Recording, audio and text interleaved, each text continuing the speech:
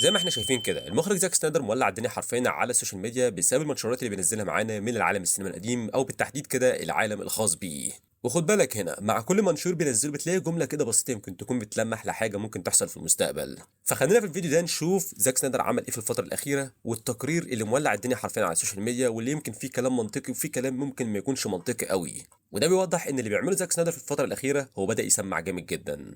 طيب في الكام يوم اللي فاتوا زاك سنايدر مبدئيا كده نزل صوره للممثل وين كار اللي كان هيجسد شخصيه جوني ستيوارت، وكتب تعليق شبه كده يعني ان هو كانوا مخططين دخلوا في قصه جاستس ليج بعد الطرق لسه ما اتشافتش لكن النور الاخضر لسه موجود. في البدايه زاك سنايدر هو اصلا كان عنده فكره فعلا انه يضيف شخصيه جوني ستيوارت جرين لانترن في نهايه الساندر كات. الخطه دي كانت جزء من رؤيته الاكبر لعالم دي سي، ولكن هنا الاستوديو غير الخطه قبل ما الفيلم يطلع. في البدايه اصلا زاك سنايدر كان عاوز يجيب براين رونالدز اللي كان عمل شخصيه جرين لانترن في الفيلم بتاع 2011 يرجعه مره تانية في السنايدر كات، او خلينا نقول بالتحديد في الرؤيه بتاعته، ولكن الاستوديو رفض. بعدها زاك سنايدر عشان خاطر يحل المشكله قال خلاص هنجيب ممثل جديد يعمل شخصيه جوني ستيوارت في نهايه السنايدر كات. وفعلا زاك سنايدر عمل كده وصور كمان المشهد ده في الجراج عنده في البيت، واللي احنا عارفينه من زاك سنايدر ان المشهد بالفعل موجود، وكمان شفنا الصور بتاعت شخصيه جوني ستيوارت كانت شكلها عامله ازاي. بس برضه في النهايه اداره ورنر بروس وقتها رفضت حاجه زي كده، فعشان كده زاك سنايدر في النهايه غير شخصيه جوني ستيوارت بمارشمان هانتر. فمن كلامه هنا على الصوره دي ان بعض الافكار فعلا اللي كان متخطط ليها لسه ما ظهرتش في الافلام، بس الشخصيه او الفكره نفسها نور اخضر لسه فعلا موجوده وممكن تتعمل في المستقبل. فالطبيعي الفتره اللي فاتت ان احنا كنا بنشوف مثلا زي كل يومين بينزل صوره او كل 3 ايام او ممكن بالكتير قوي منشورين مثلا في الاسبوع خاص بعالم دي سي، ولكن دلوقتي الموضوع بقى غريب شويه لان زاك سنايدر تقريبا في اليوم بقى ينزل صورتين ثلاثه. المهم زاك سنايدر بعد كده بينزل صوره لشخصيه دارك سايد وبيكتب عليها انه اكبر شرير في عالم دي سي. بيوضح كمان في كل افلام اللايف اكشن اللي اتعملت لعالم دي سي الظهور الوحيد لدارك سايد كان في فيلم السنايدر كات. فبعد صورة دارك سايد بنشوف ان هو بينزل صورة تانية والصورة دي لشخصية وندر رومان. وندر رومان هي اللي كانت بتعملها ممثلة جال جادوت، في ناس كتير اصلا مش بتدوها بس ما علينا، يعني هي هنا في الصورة لابسة القفاز بتاع باتمان. زاك سنايدر كاتب على الصورة ان دي وندر رومان الخاصة بيا. طيب بعد كده بقى بنشوف بوستر السنايدر كات وزاك سنايدر كاتب عليه فاضل 4 ايام على الذكرى الخامسة لفيلم جاستس ليج زاك سنايدر، فيلم اتعمل هنا بفضل دعم الجمهور وايمانهم. زاك هنا يعتبر بيحتفل بقرب مرور 5 سنين على نزول فيلم جاستس ليج زاك سنايدر، وبيقول ان الفيلم ده ما كانش هيطلع للنور لولا بقى دعم الفانز وايمانهم بالمشروع والحمله الكبيره اللي عملوها علشان خاطر يطلع نسخه السنايدر كات. ومن كلامه بيوضح ان دي يعتبر حاجه كده شبه معجزه حصلت علشان خاطر في النهايه النسخه دي تطلع للنور. علشان خاطر اخر حاجه بقى بنوصل ليها لحد وقت تسجيل الفيديو ده صوره جديده منزلها ومجمع فيها كل شخصيات الجاستس ليج. زاك سنايدر هنا بيقول ان دي لحظه اسطوريه، كل عضو من اعضاء جاستس ليج بيواجه عبء المسؤوليه بشرف. هم واقفين كانهم شخصيات من اسطوره وبيبصوا كمان للي هيجي بعد كده. الكلام ده خلى ناس كتير تعتقد ان ممكن يكون مجرد احتفال بمرور 5 سنين على الفيلم، ولكن في نفس الوقت في فانز شايفين ان يمكن يكون مثلا تلميح بسيط لاحتمال رجوع رؤية زاك سنايدر او مشروع متعلق بالعالم بتاعه. في ناس برضو بتعتقد لحد دلوقتي ان هيرجع علشان خاطر يعمل فيلم باتمان بن افليك، بس برضه هرجع اقول لك مفيش اي كلام رسمي لحد دلوقتي. فاي بني ادم طبيعي وقت ما يشوف كل اللي بيعمله زاك سنايدر لحد دلوقتي كده هيقول لك ان ده كله كده مش طبيعي. من الاخر زاك سنايدر من الاخر هو قاصد حاجه او بيلمح لحاجه او في حاجه ممكن تحصل في المستقبل. بس هنا بقى التقارير اللي طالعه بتقول ايه؟ بتقول ان بعد 5 سنين اكتر فيلم مثير للجدل في عالم دي سي لسه يعتبر اكبر انتصار للفانز في هوليوود بعد ما عدى 5 سنين على اليوم اللي وقع فيه سيرفرات منصه اتش بي او ماكس. فيلم جاستس ليج زاك سنايدر لسه فاكرينه لحد دلوقتي كأكبر مثال على قوة الفانز على الإنترنت. الفيلم اللي نزل سنة 2021 أثبت هنا إن حركة منظمة على السوشيال ميديا زي هاشتاج ريليز سنايدر كات فعلا ممكن تضغط على استوديو ضخم في هوليوود وتخليه يغير قراره. شركة وينر بروز صرفت عشرات الملايين من الدولارات علشان خاطر ترجع تكمل فيلم كان تقريبا اتلغى وتقدم النسخة اللي الفانز كانوا عاوزينها بالظبط، النسخة الملحمية اللي كان ناوي يعملها المخرج زاك سنايدر. فالفانز فعلا عملوا هنا ثورة علشان خاطر النسخة دي تطلع، فالمطالبة بنسخ مختلفة من أفلام المخرجين مش حاجة جديدة في هوليوود.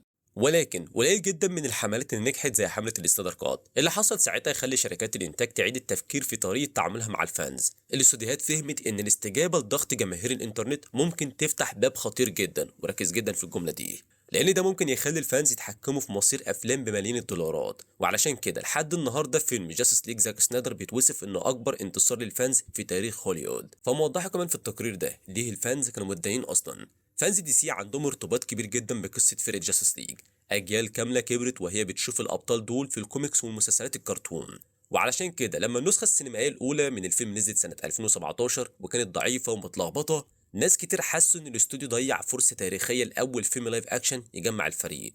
النسخة السينمائية كانت عبارة عن حل وسط غريب، واتشالت منها حاجات كتير كانت مهمة في رؤية زاك سنايدر. الإحباط ده تحول بسرعة لحركة على الإنترنت تسمى ريليز ذا سنايدر كات. الحملة دي بدأت بعريضة، وفانز كتيرة جدا وقعوا على العريضة دي، وصلت لتقريبا 170 ألف توقيع في وقت قصير. الحملة دي كبرت بشكل غير طبيعي. الفانز وقتها قالوا ان اجبار الفيلم ان هو يكون ساعتين فقط كان تقليل من احترام الشخصيات وقصة المخرج الأصلية. ومع الوقت الحركة هنا ما بقتش مجرد شكوى على الانترنت، بقت حملة فعلا منظمة جدا. الفانز هنا حجزوا لوحات إعلانية ضخمة في تايمز سكوير، وكمان أجروا طيارات علشان خاطر تطير بلافتات فوق استوديوهات الشركة. وكمان عملوا حاجة إنسانية مهمة جدا، جمعوا أكتر من 600 ألف دولار لصالح مؤسسة خيرية تكريما لابنة زاك سنايدر الراحلة. الحركات دي خلت الصحافة تبدأ تتعامل مع الفانز كأنهم منظمة فعلا حقيقية، مش مجرد مجموعة ناس بتحب أفلام الكوميكس. وهنا بقى بيحصل نقطة التحول. بعد سنتين من نزول النسخة بتاعت السينما حصلت لحظة مهمة جدا. الممثلين الأساسيين في الفيلم بدأوا يدعموا الحملة الإعلانية. نجوم كبار زي جال جادوت وكمان بين أفليك نشروا صور من التصوير ما كانتش اتعرضت قبل كده، وبعض أعضاء فريق العمل أكدوا إن نسخة زاك سنايدر الأصلية موجودة فعلا. في الوقت ده الشركة الأم لورا بروس كانت محتاجة محتوى قوي لإطلاق منصة البث الجديدة، فقررت هنا إنهاء الفيلم وإصداره. ودي حاجة هتكون فعلا خطوة ذكية جدا علشان خاطر يسيطر على حديث الناس وقت الحجر أثناء جائحة كورونا. طيب ازاي بقى نسخة زاك سنايدر غيرت الفيلم بالكامل؟ اغلب الناس عارفه الابطال الكبار في عالم دي سي، باتمان، سوبرمان، وكمان وندر وومن، لكن الفيلم كان محتاج يقدم شخصيات جديده للجمهور زي فلاش وكمان سايبورغ.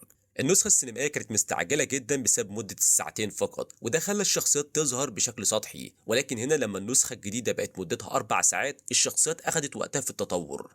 غير كمان ان انت هنا كان عندك اضافة قوية جدا، اضافة دارك سايد. النسخة بتاعت زاك سنايدر أعادت تقديم الشرير الأسطوري دارك سايد تاني كتحديد كوني ضخم، وده كان جزء أساسي في القصة الأصلية. الميزانية الإضافية كانت حوالي 70 مليون دولار، ورجعت هنا إحساس الملحمة بتاعت الكوميك اللي الفانز كانوا مستنيينه. علشان بعد كده بنشوف لحظات أيقونية زي شخصية فلاش اللي بيلعبها إزرا ميلر ما بقتش مجرد كوميديا. القصة ركزت على معاناته الشخصية، ولحظة مذهلة لما كسر قوانين الفيزياء ولف الزمن علشان خاطر يمنع نهاية العالم. ولكن أكتر شخصية اتغيرت كانت شخصية سايبورغ. في النسخة القديمة كانت مجرد تعتبر كده هاكر في الخلفية. أعضاء الفريق كانوا بيعتبروه مجرد آيفون، لكن نسخة زاك سنايدر قدمته كقلب القصة الحقيقي. فالقصة هنا بتمشي معاه وهو بيحاول يتعامل مع صدمة فقدان جسمه القديم ويقبل قوته الجديدة. وفي مشهد مؤثر بيستخدم قدرته على اختراق الأنظمة البنكية علشان خاطر يساعد أم فقيرة. اللحظات دي بتوضح ليه الفانز حاربوا بكل قوتهم علشان خاطر النسخة الأصلية تتعرض. طيب ليه بقى حاجة زي بتاعة الستاندر كات دي ما حصلتش تاني لحد دلوقتي؟ النجاح الضخم اللي حققه جاستس ليج زاك سنايدر على منصة اتش بي او ماكس كانت نتيجة ظروف نادرة جدا اجتمعت مع بعض في نفس الوقت، وده صعب يتكرر تاني. وده ليه؟ علشان خاطر وقتها العالم كان متأثر جدا بجائحة كورونا، والتصوير في هوليوود كان متوقف تقريبا، وفي نفس الوقت شركة وورر ميديا كانت محتاجة محتوى قوي بسرعة علشان خاطر تطلق منصتها الجديدة. وخد بالك ان ده في نفس الوقت الصناعة كلها كانت شايفة نجاح عالم مارفل السينمائي اللي كان مسيطر على السوق، لانه بيقدم قصص مترابطة على مراحل وافلام ومسلسلات مرتبطة ببعض. فقرار ان هم يدوا للمخرج زاك سنايدر ملايين الدولارات علشان خاطر يكمل فيلم مدته 4 ساعات كان خطوة فعلا جريئة جدا. القرار ده نجح فعلا مع الفانز وكمان الفيلم، لكن التقارير بتقول ان بعض المسؤولين في الاستوديو ندموا فعلا بعد كده على القرار ده. طيب هما ليه بقى ندموا على حاجه زي كده؟ لان نعرف ان الصناعه اتغيرت بعد كده. بعد اطلاق الفيلم على الستريمينج فعلا اقتصاد صناعه الافلام نفسه اتغير بشكل كبير. وبعدين لما تيجي تشوف في الوقت الحالي شركه وورا بروس دخلت في اتفاق اندماج ضخم وبقت جزء من مجموعه شركات اكبر تضم بارامونت وسكاي دانس. وفي نفس الوقت شركات الاستريمينج بطلت اصلا تصرف فلوس بلا حدود زي زمان، وبدات تقلل المصاريف وتركز على دمج المنصات بدل ما تنتج محتوى كتير. علشان كده شركة داخلة في عمليات بيع واندماج ضخمة زي دي مستحيل ترجع تصرف عشرات الملايين علشان خاطر تكمل نسخة قديمة من فيلم السوبر هيروز.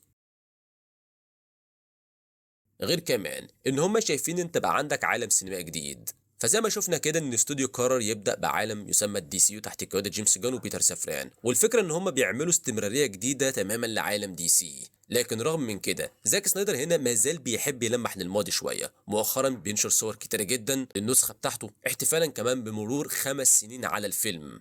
واللي من ضمن الصور برضو كانت مولعه الدنيا الصوره اللي كانت من قصر وين وقت ما كتب عليها عصر الابطال هيرجع تاني. طيب هنا بقى على حسب اللي بيتقال لحد دلوقتي كده الكلام ده ممكن يدي امل للفانز، ولكن الحقيقه ان الاستوديو الجديد قفل الباب نهائيا قدام تكمله افلام زاك سنايدر اللي ما اتعملتش. علشان كده اصدار جاستس ليج زاك سنايدر كان حدث نادر جدا في هوليوود، حاجه شبه غلطه في النظام حصلت بسبب قوه الفانز واصرارهم. وضيف بقى على الكلام ده كمان ان المخرجين دلوقتي بقى اذكى بكتير من زمان بعد اللي حصل، بعد المخرجين بقوا رافضين ان الاستوديوهات تتدخل وتغير افلامهم في غرفه المونتاج. ودلوقتي مخرجين كبار بقى عندهم نفوذ قوي في شباك التذاكر، وبيحطوا في عقودهم كمان من البدايه ان لهم الحق في النسخه النهائيه من الفيلم. حتى كمان زاك سنايدر نفسه بقى يصر من اول عقد مع منصات الاستريمينج ان يكون ليه نسخه المخرج الخاصه بيه مضمونه. فمخرجين كبار في الوقت الحالي واللي على راسهم طبعا كريستوفر نولان بقوا بيأكدوا قانونيا ان حريتهم الابداعيه تكون محميه من البدايه قبل ما اي استوديو يقدر يتدخل في افلامهم. واعتقد لو انت متابع هنا الفيديوهات اللي بنزلها على القناه الكواليس بتاعت الافلام اللي تم الغائها، هتعرف كويس جدا قد ايه الاستوديوهات كانت بتتدخل في رؤيه المخرجين.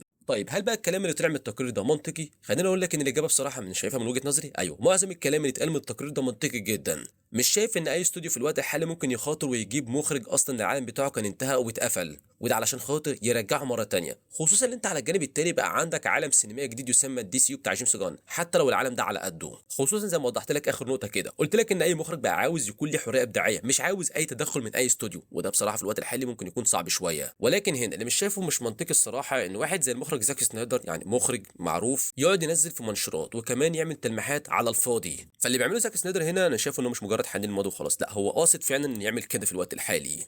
برضه ما تنساش المقابله الاخيره اللي كان عاملها زاك سنايدر وضح نقطه مهمه جدا، ان اكتر من مره كانوا بيفكروا فعلا ان هم يرجعوا العالم بتاعه مره تانية ايا كان كوميكس او حتى انيميشن، ولكن ده في النهايه ما بيحصلش. يعني اذا في نيه ان هم يرجعوا العالم بتاعه مره تانية، وبدل في نيه موجوده فالراجل ليه حق ان هو كل شويه ينزل منشور جديد، خصوصا في الصفقه بتاعه بارامونت وكمان ورا بروس في الوقت الحالي، لان دي الفرصات الوحيده فعلا ان هو ممكن يستغل حاجه زي كده علشان خاطر في النهايه يكمل رؤيته. فاحنا برضو مش هنروح بعيد، برضو زي الفتره اللي فاتت كده ما قلنا خلينا نشوف زاك سنايدر الفتره اللي جايه يعمل ايه، لقينا فعلا ان الموضوع بيزيد بشكل اوفر. فخلينا برضو نستنى ونشوف الايام اللي جايه ايه اللي ممكن يحصل، خصوصا وقت الذكرى الخامسه لعرض فيلم السنايدر كات، لان في فئه كبيره من جمهور دي سي او جمهور السنايدر فيرس مستنين ان يتم الاعلان عن اي حاجه بشكل رسمي خاصه بالعالم بتاع السنايدر فيرس. فانت بقى ايه رايك في اللي بيعمله المخرج زاك سنايدر في الفتره الاخيره؟ شايف فعلا ان هو بيلمح لحاجه ممكن تحصل، ولا برضه هنرجع ونقول ان ده يعتبر كده نوستالجيا مش اكتر؟ كالعاده طبعا هستنى رايك في الكومنتات، ولو وصلت لحد هنا واول مره على القناه ما تنساش سبسكرايب شير كومنت لك عشان خاطر يوصلك كل جديد اول باول، واشوفكم الفيديو اللي جاي. سلام.